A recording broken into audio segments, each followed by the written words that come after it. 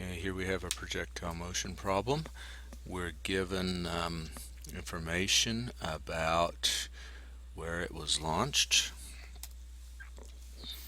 Okay, so it was launched 15 feet above the ground, and also after 0.8 seconds, I'm sorry, the 15 feet above the ground is 0.8 seconds after it's launched. It's 15 feet above and 20 feet to the right.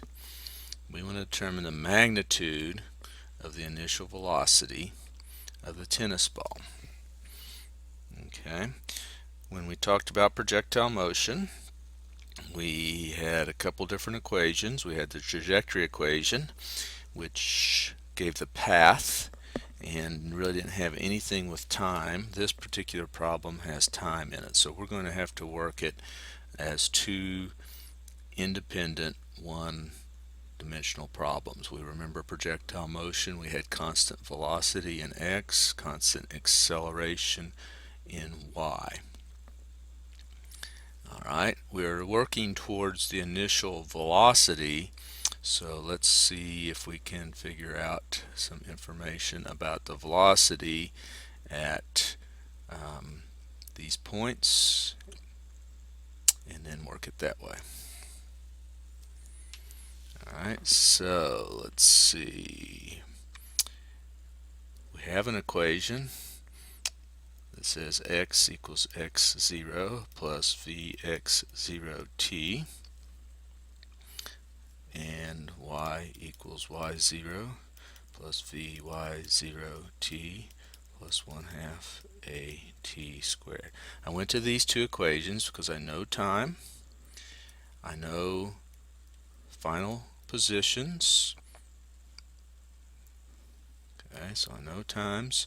I can pick a coordinate system, so we'll pick that where we shoot the ball, so both of those will be 0, and then I can solve for vy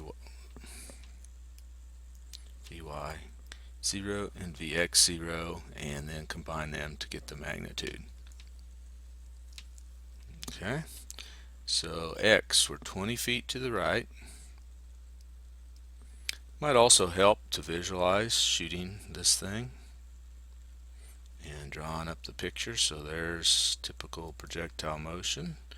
We have an initial velocity and it says 15 feet above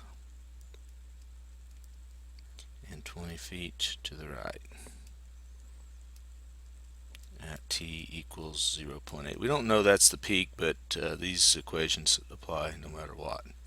20 feet.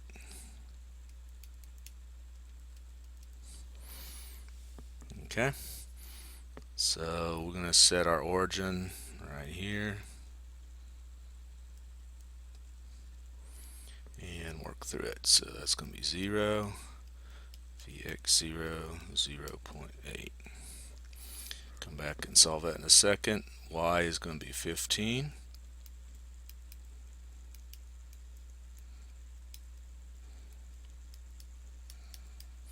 A, we're working in feet, so that's going to be minus 32.2. And that's going to be 0.8 squared.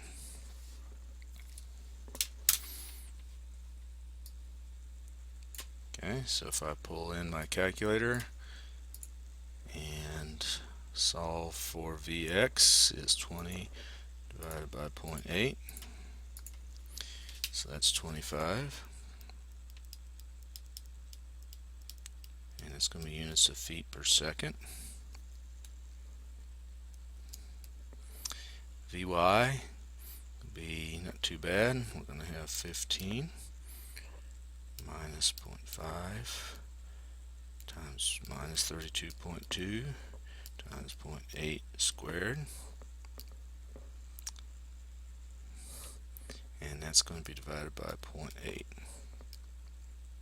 Looks like 31.6 if I did that right.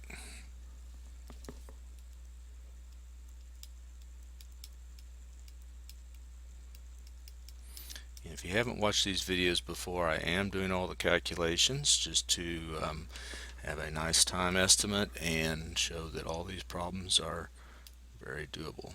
So I have 25 squared plus 31.6 squared. Take the square root of that answer.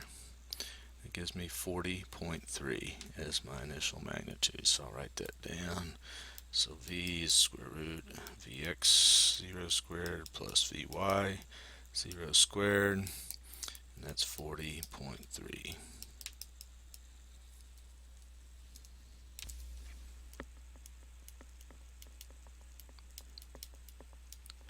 Probably good to double check units. We're in feet, so feet per second is the magnitude of the initial velocity.